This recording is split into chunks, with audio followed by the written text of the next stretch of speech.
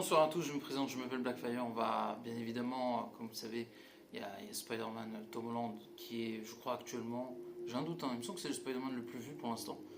À vérifier.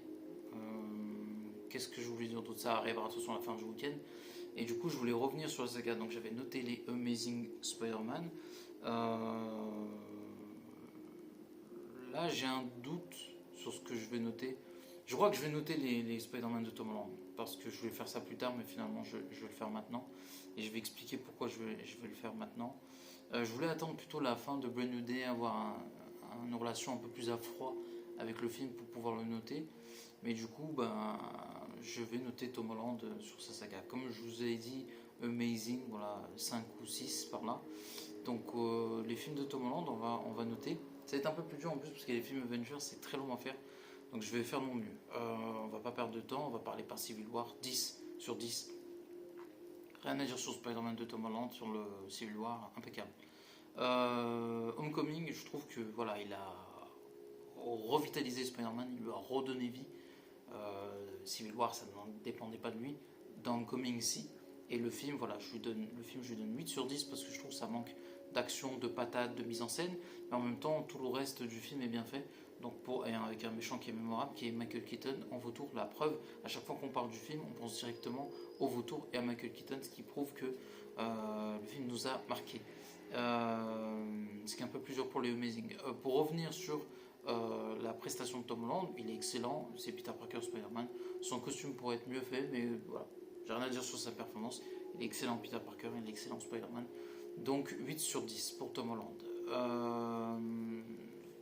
Infinity War, rien à dire, 10 sur 10, il est exceptionnel dans le film. Donc on va pas perdre de temps, on va avancer parce qu'il est exceptionnel. Qu'est-ce que vous voulez que je vous dise? Il est excellent. Il n'y a rien à dire, tout est bien, le costume, tout est bien, exceptionnel. On va revenir sur Far From Home maintenant. 8 sur 10, et en fait on comprend que c'est pas une question de performance de Tom Holland, mais une question de réalisation. Parce que si la réalisation est bonne, comme les frères Russo, il est exceptionnel. Et quand la mise en scène forcément est moins bonne, forcément Tom Holland joue moins bien. C'est pas de sa faute à lui, c'est qu'il faut une meilleure mise en scène pour qu'il joue mieux. Donc je lui donne 8 sur 10, encore une fois. J'ai préféré son Spider-Man, que je trouve exceptionnel. Peter Parker m'intéresse un peu moins dans le film, mais son Spider-Man est incroyable. Donc je mets 8 sur 10. C'est un peu moins équilibré que le premier film, mais c'est assez logique, paradoxalement. Tout de suite après, on a Endgame avant.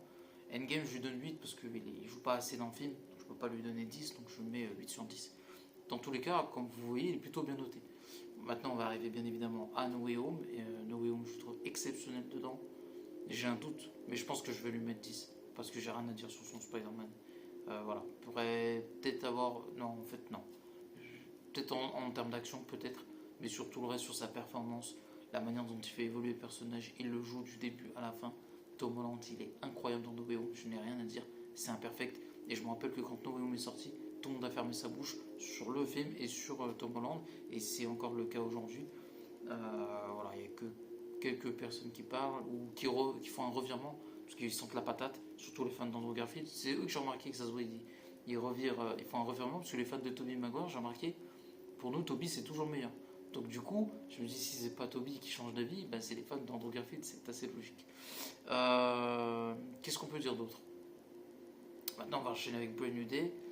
Brand New Day, ah oui, No Way Home, combien je lui mets? Je mets 8 sur 10. Voilà. Far From Home 8 et Homecoming pareil. Et bien évidemment, Brand New Day, je mets 6. Je peux pas lui mettre plus. Comme disait quelqu'un, il a totalement raison. Parce que le problème, c'est que le film ne va jamais au bout de tout ce qu'il veut faire. Il est frustrant. Il n'y a pas de méchant aussi. Donc on s'ennuie. C'est extrêmement long. C'est long. Vraiment, c'est interminable le film. Parce que je trouve qu'il y a des caméos qui servent à rien. Je vais le dire cash, on va spoiler, on s'en fout. Tout le monde a vu le film normalement. C'est Yelena Belova, elle m'a saoulé. 10 minutes dans le film pour rien, ça sert à rien, saoul. Alors qu'il aurait pu avoir d'autres moyens d'accéder aux informations. Il a quand même un ordinateur, il est pas bête. Donc t'as un ordinateur, t'es pas bête. Tu peux te servir de la police aussi. Ça aurait pu approfondir la relation Peter-Jeanne de Wolf, qui aurait pu être plus intéressant aussi. C'est dommage. Qu'est-ce qu'on peut dire d'autre sur Brand New Day? Punisher, il sert à rien aussi. Jean Grey, il sert à rien. Les trois, ils servent à rien, à part Hulk. Et c'est dommage que la relation n'ait pas approfondie avec le personnage. Parce que c'est le meilleur personnage du film, avec Scorpion, qui est un bon méchant. qui est pas assez exploité du coup, c'est dommage. Tombstone ridiculisé aussi. Le reste encore c'est de l'intro, donc ça va, c'est assez fidèle aux comics. Mais Tombstone il sert à rien, dommage. La scène aurait pu durer plus longtemps, avec un combat plus intéressant. Ils l'ont pas fait, complètement débile. Alors qu'ils l'ont fait pour Scorpion, mais ils l'ont pas fait pour Tombstone. C'est assez dommage. Parce qu'en fait, on sent que le film il est pressé pour prendre son temps. C'est très bizarre comme façon de voir les choses. Si t'es pressé, montre-nous quelque chose de fou.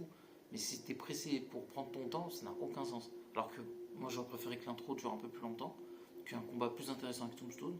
Et après les choses seraient allées plus vite, il y aurait eu plus de rythme, ça aurait été plus intéressant, plutôt que se presser pour qu'en fait on s'arrête, pour qu'on ouais, voilà. Des moments, en fait c'est inégal le film, et c'est tellement dommage parce que c'est le potentiel d'être l'un des meilleurs Spider-Man, c'est pour ça que je vais mettre 6, et la performance de Tom Holland qui est pas mal, je mettrai pas 10, je suis pas impressionné, parce que je savais que c'était un bon acteur. Ceux qui met 10, c'est ceux qui ne le connaissaient pas avant, donc je lui donne 8. Voilà.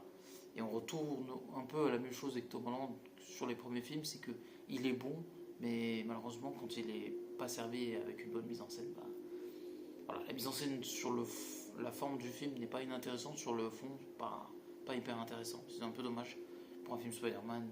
On s'attendait à quelque chose de fou, avec Mister Negative, Man Spider, quelque chose quoi. Et il n'y a rien dans le film, et les gens qui aiment le vide, je comprends pas. Le vide me donnait le vertige. C'est pas une vanne, dans le sens où il y a tellement rien, à la fin je me suis dit, en fait, que je sois là ou pas, ça n'a pas un grand intérêt, parce que en fait, on sent que le film va pas aller au bout de ce qu'il va faire.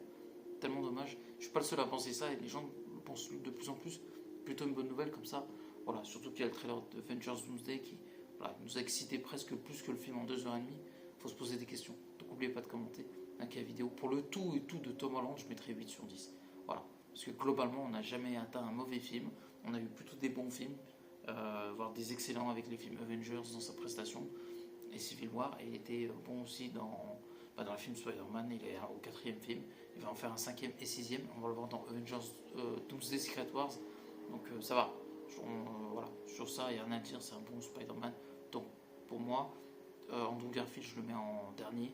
J'aurais pu compter Nicolas Cage, mais il n'y a qu'une saison. Mais si je le compte, il est au-dessus d'Andrew Garfield. Et Tom Holland, voilà. Pour l'instant, c'est le 3e meilleur Spider-Man. Vous verrez qui sont les 2 premiers. Donc n'oubliez pas de commenter. Like la vidéo et à la prochaine.